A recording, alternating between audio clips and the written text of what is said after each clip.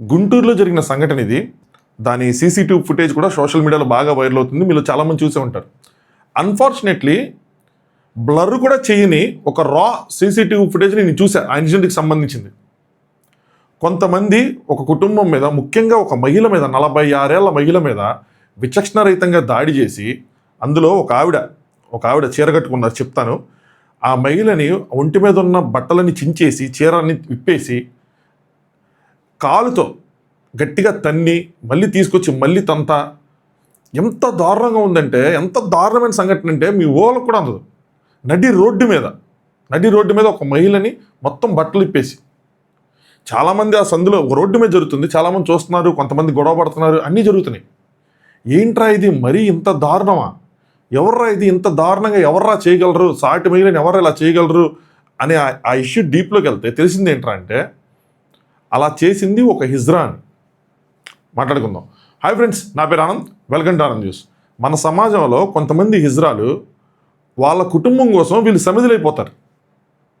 వాళ్ళ ఇష్టాలన్నీ త్యాగం చేసి ఆ కుటుంబాన్ని రన్ చేయడానికి ఏదేదో చేస్తూ ఉంటారు. సోషల్ మీడియాలోను, లేదంటే టీవీ సీరియల్స్, మీరు ఎక్కడో చూసి ఉంటారు వాళ్ళు. కానీ వీళ్ళ సంఖ్య చాలా తక్కువ మావ. ఇంకొక సైడు ఎక్కువ సంఖ్యలో ప్రజల మీద చాలా దుర్మార్గంగా ప్రవర్తిస్తూ ఉంటారు హిజ్రాలు. నాకు తెలిసి మీలో చాలా మనలో ప్రతి ఒక్కరు కూడా ఏదో ఒక పాయింట్ ఆఫ్ టైంలో, మన లైఫ్లో ఇప్పటివరకు ఏదో పాయింట్ ఆఫ్ టైంలో వీళ్ళ వల్ల ఏదో ఒక ఇష్యూ ఫేస్ చేస్తున్నాం. నేను డీటెయిల్గా చెప్పే ముందు వీడియోని లైక్ చేసి చూడండి. మీ ఒపీనియన్స్ చాలా ఇంపార్టెంట్, ఖచ్చితంగా కామెంట్ చేయండి. కొత్తగా చూసేవాళ్ళు ఛానల్ని సబ్స్క్రైబ్ చేసుకోండి. నేను ఇంజనీరింగ్ చదివేటప్పుడు బాపట్లకి విజయవాడ నుంచి ట్రావెల్ చేస్తూ ఉండేవాడిని కొన్ని ఇయర్స్ బ్యాక్ పినాకినీ ట్రైన్లో. పినాకినీ ట్రైన్ ఇట్లా విజయవాడ ప్లాట్ఫామ్లో దాటిందో లేదో ఇజ్రాయల్ ఎక్కేసేవాళ్ళు.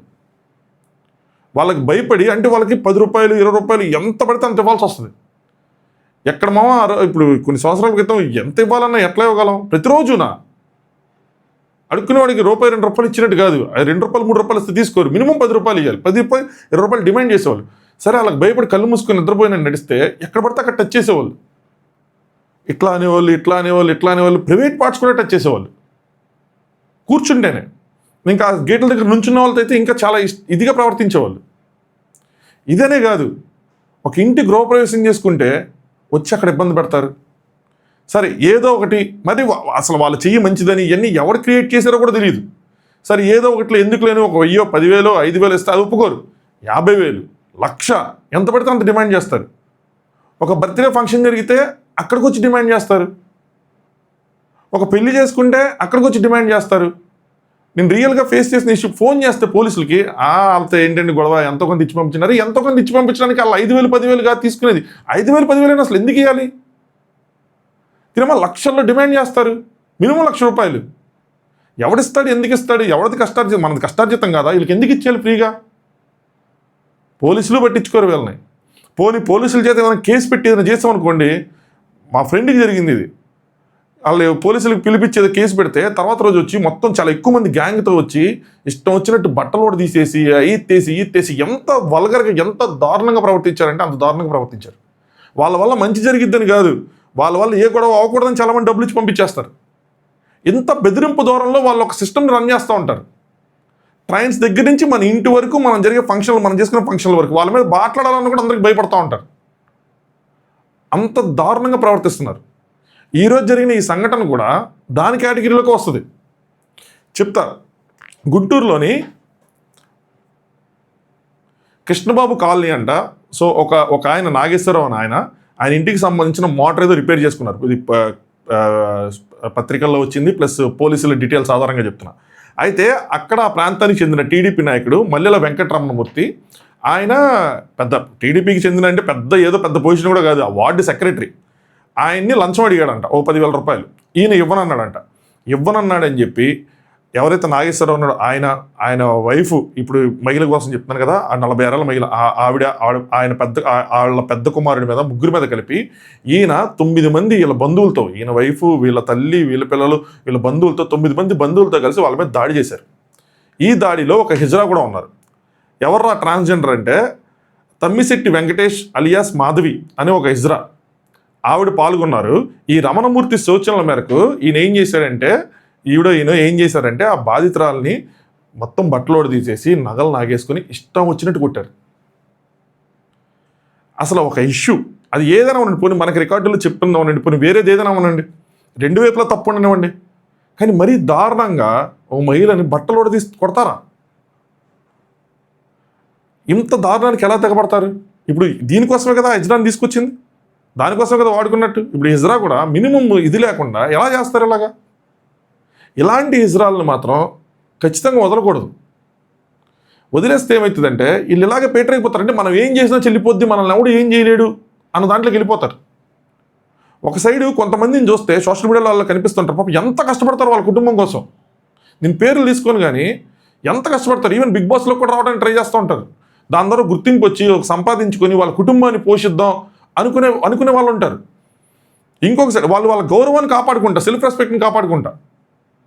ఇంకో సైడ్ ఇలాంటి వాళ్ళు దరిద్రం ఏంటంటే ఇలాంటి వాళ్ళు ఎక్కువ మంది ఉన్నారు, ఇలాంటి వాళ్ళు తక్కువ మంది ఉన్నారు. వీళ్ళకి సంబంధించిన ఎవరో నాయకులు అంట వాళ్ళు కూడా మాట్లాడారు ఈ గ్రూప్కి సంబంధించి, ఇంకోసారి అలాంటి జరగకుండా చూసుకుంటాం అది ఇది అని చెప్పి. ఏంది చూసుకునేది జరగకుండా? ఎన్ని జరుగుతున్నాయి అసలు? ఏంటి దీనికి గ్రూప్ ఏంటి? ఏమైనా ట్రైనింగ్ ఇస్తారా? ఏమైనా ఆర్గనైజేషన్సా? ఎలాగా?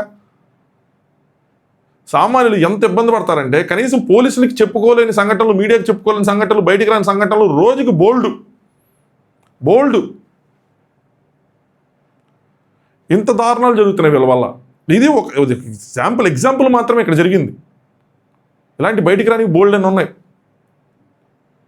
ఖచ్చితంగా ఈ కేసు ఆధారంగా అయినా సరే తీసుకొని ఇలాంటి ఇజ్రాయల్ని గట్టిగా శిక్షిస్తే నెక్స్ట్ టైము ఇంకొకరు ఇలా చేయడానికి భయపడేలా చేయాలి. కానీ మన పోలీసులు కూడా తెలిసిందేగా, ఏదైనా కేసు పెడితే కొంతమంది పోలీసులు, అందరిని అన్నగానే కొంతమంది పోలీసులు ఎంత రిలాక్స్డ్గా ఎంత ఇదిగా ఉంటారో. ఈ సంఘటన కూడా అంతే. ఇష్యూ జరిగింది ఒక డేటు, కంప్లైంట్ పెట్టారు, రియాక్షన్ లేదు. ఎప్పుడైతే దీనికి సంబంధించిన ఫుటేజ్ ఏదైతే ఉందో, సీసీటీవీ ఫుటేజ్ సోషల్ మీడియాలో వైరల్ అయిందో, అప్పుడు వచ్చారు అందరూ. ప్రభుత్వం అప్పుడే స్పందించింది, పోలీసులు అప్పుడే స్పందించారు, మహిళా కమిషన్ అప్పుడే స్పందించింది, అందరూ అప్పుడే స్పందించారు. ప్రభుత్వాన్ని, మహిళా కమిషన్ అట్లీస్ట్ నేను బ్లేమ్ చేయను, కానీ పోలీసులు, ఎందుకంటే అందరికీ ఇప్పుడు మనకు ఎలా తెలిసిందో వాళ్ళకి ఎలాగ తెలిసింది. పోలీసులు ఎవరైతే ఉన్నారో ద ఇమీడియట్ యాక్షన్ ఫోర్స్ ఏదైతే ఉందో వాళ్ళు కదా, వాళ్ళు ఇమీడియట్గా యాక్షన్ తీసుకోవాలి కదా అలాంటి సంఘటన జరిగినప్పుడు. ఏదైనా రెండు కుటుంబాల మధ్యలో చిన్న గొడవ జరిగిందా? ఒక మహిళని రోడ్డు మీద తీసుకొచ్చి బట్టలు ఓడదీసేసి కొడితే ఎంత ఇమీడియట్గా యాక్షన్ ఉండాలి? ఇలా యాక్షన్ తీసుకోకపోవటం వల్లే కొంతమంది ప్రజలు చట్టాన్ని వాళ్ళ చేతుల్లో తీసుకుంటున్నారు. నిన్నగాక మొన్న ఒకటి చంపేశారు, ఒక మాబ్ వాళ్ళ అమ్మాయి మీద చేతులు వేశారని. చాలా దారుణంగా వేశాడు. నేను ఆ వీడియో కూడా చూశాను. ఇక్కడ దాని గురించి అవసరం, కానీ పోలీసులు కానీ మన చట్టాలు కానీ చాలా స్లోగా ఉన్నాయి. అలాగే మొన్న ఒకటిని వదిలేశారు తెలంగాణలో, వాడు ఏం చేశాడు, బయటకు వచ్చి 6 చంపేలా. సీరియస్గా ఇదిగా రియాక్ట్ అయినప్పుడే ప్రజలకు న్యాయం అనేది దక్కిద్ది. ఈ ఇష్యూ జరిగింది ఎప్పుడు అంటే జూలై 15వ తారీఖు మధ్యాహ్నం 2 గంటలకి ఇంటి ముందు వాళ్ళు ఏదో మోటార్ రిపేర్ చేసుకుంటుంటే ఈ స్థానిక టీడీపీ నాయకుడు వచ్చి, రమణమూర్తి వచ్చి 10,000 లంచం అడిగాడంట. వీళ్ళు ఏమన్నారు, జూలై 15 అదే తేదీ రాత్రి 8 గంటలకి ఈ రమణమూర్తి 8 మంది బంధువులు మరి ఇజ్రాతో కలిసి వాళ్ళ మీద దాడి చేశారు. స్థానికులు అడ్డుకోవడంతో వాళ్ళు అక్కడి నుంచి పారిపోయారు. ఎప్పటికో స్థానికులు వచ్చి అడ్డుకున్నారు. మొత్తానికి ఏంది, మొత్తం అంతా అయిపోయిన తర్వాత, గొడవ అంతా అయిపోయిన తర్వాత నెక్స్ట్ రోజు ఇమీడియట్గా జూలై 16 బాధితులు నగరపాలెం పోలీస్ స్టేషన్కి వెళ్ళి ఫిర్యాదు చేశారు. కొన్ని సెక్షన్లతో కేసులు నమోదని. బట్ ఇమీడియట్గా అక్కడ ఉన్న పోలీసు ఎవరైతే ఉన్నారో అది తీసుకోవాలి. తర్వాత 17వ తారీఖు, 17వ తారీఖు నైట్ నుంచి 18వ తారీఖు, అప్పుడు ఎప్పుడైతే 17వ తారీఖు ఆ రోజు 16వ తారీఖు ప్లస్ 17వ తారీఖు ఆ సోషల్ మీడియాలో ఆ ఫుటేజ్ ఏదైతే ఉందో అది వైరల్ అయింది. చాలామంది సోషల్ మీడియాలో ఏదైనా వైరల్ అయితేనే దానికి యాక్షన్ ఉంటుంది, దానికి రియాక్షన్ ఉంటుంది. ఇక్కడ ఏది వైరల్ అయిపోతే అక్కడ ఏది యాక్షన్ లేదు, రియాక్షన్ లేదు. ఎందుకంటే ఆవిడకి తెలియదు కాబట్టి మనమే రియాక్ట్ అవ్వడం కూడా ఆవిడ పట్టించుకోడు. ఎందుకు సోషల్ మీడియాలో వచ్చి ఇష్యూస్ పెడతారంటే ఇందుకే పెడతారు. అర్థం చేసుకోవాలి, ఈ ఇష్యూస్ని ఎందుకు సోషల్ మీడియాలో పెడతారు అని క్వశ్చన్ చేసే వాళ్ళ కోసం చెప్తున్నా. ఎప్పుడైతే వైరల్ అయిందో అప్పుడు పోలీసులు కదిలారు. కదిలి జూలై 17వ తారీఖు నైట్, 18వ తారీఖు నైట్, అప్పుడు 18వ తారీఖు అప్పుడు పోలీసులు ప్రధాన నిందితులతో సహా 9 మందిని ఎవరైతే ఈ కేసులో ఇన్వాల్వ్ అయినారో వాళ్ళని అప్పుడు అరెస్ట్ చేశారు. సోషల్ మీడియాలో వైరల్ అయ్యి ప్రతి ఒక్కరు ఖండించిన తర్వాత, ఏంటి ఒక మహిళని ఇంత దారుణంగా చేస్తారని ఖండించిన తర్వాత అప్పుడు కదిలారు. సో ఏమైందిరా అంటే, మహిళ ఫిర్యాదు చేసిన వెంటనే స్పందించకుండా కేసు నమోదు చేయడంలో నిర్లక్ష్యం చేసినందుకు గాను ఆ నగరపాలెం సర్కిల్ ఇన్స్పెక్టర్ సిఐ ఎవరైతే ఉన్నారో ఆయనపై ఉన్నతాధికారులు చర్యలు తీసుకొని విఆర్లో పంపించారంట. సో పోలీసులు దయచేసి మీ దగ్గరికి ఒక ఇష్యూ వచ్చినప్పుడు దాంట్లో ఉన్న సీరియస్నెస్ని, సివియారిటీని తెలుసుకొని వెంటనే రియాక్ట్ అవ్వండి. లేదంటే వెంటనే రియాక్ట్ అవ్వకపోతే బాధితులకి న్యాయం అన్నది జరగదు. ఎందుకు ఇంత కాంప్లికేటెడ్గా ఉంటుందో నాకు అర్థం కావట్లా. చాలా విషయాలు సెన్సిటివ్ ఉంటాయి. సెన్సిటివిటీ ప్రకారం వెళ్ళాలి కదా. మాకు సాఫ్ట్వేర్ దాంట్లో ఏమైనా బగ్స్ ఉంటే రెండు అక్కడ డిఫైన్ చేస్తారు, 2 పారామీటర్స్. ఒకటి ప్రయారిటీ, 2 సివియారిటీ. అంటే ఎంత సివియర్, ప్రయారిటీ ఈవెన్ లోగా ఉన్నా సివియర్ అంటే కొన్ని ఇష్యూలు ఏంటంటే వాటి ప్రయారిటీ లోలో ఉంటాయి కానీ దాని సివియారిటీ హైగా ఉంటాయి. సో ఇలాంటివి 2 కుటుంబాలు కొట్టుకున్నాయి అన్నటువంటిది చాలా ప్రయారిటీ లోగా ఉంటుంది. కానీ ఒక మహిళని, ఆ గొడవలో ఒక మహిళని బట్టలోడు తీసారా అంటే దాని సివియారిటీ చాలా హైగా ఉన్నట్టు, ఇమీడియట్గా రియాక్ట్ అవ్వాలి. లేదంటే నెక్స్ట్ టైం కూడా ఇలాంటి రిపీట్ అవుతూ ఉంటాయి. సింపుల్. దీని మీద చంద్రబాబు నాయుడు గారు కూడా రియాక్ట్ అయ్యారు. So opposition leader YS Jaganmohan Reddy గారు కూడా రియాక్ట్ అయ్యారు. సో చంద్రబాబు నాయుడు గారు తప్పు చేసింది ఎవరైనా సరే మా ప్రభుత్వం, మా పార్టీ వాళ్ళనే ఎవరైనా వెంటనే శిక్షిస్తామని చెప్పారు. So that is good. And opposition leader Jaganmohan Reddy గారు కూడా వెంటనే దీన్ని క్వశ్చన్ చేశారు. That is also good. ఇలాంటి విషయాల మీద నన్ను ఎడితే ప్రభుత్వం కానీ ప్రతిపక్షం కానీ ఇలాంటి విషయాలు మాత్రం ఖచ్చితంగా క్వశ్చన్ చేయాలి, ఖచ్చితంగా యాక్షన్ తీసుకోవాలి. మిగతా విషయాలు ఎలా ఉన్నా సరే ఇది ప్రజల్ని డైరెక్ట్గా ఇంపాక్ట్ చేసే విషయాలు. సో పోలీసులు ఈ కేసుని కొద్దిగా సీరియస్గా తీసుకొని ఆ హిజ్రా ఎవరైతే ఉన్నారో ముఖ్యంగా వాళ్ళకి శిక్ష పడాలి. కోర్స్ ఈ బంధువులు ఎవరైతే ఉన్నారో వీళ్ళకి కూడా అందరికీ పడాలి. కానీ ఇంత దారుణంగా ప్రవర్తించిన హిజ్రాని మాత్రం ఎట్టి పరిస్థితుల్లో వదలకూడదు.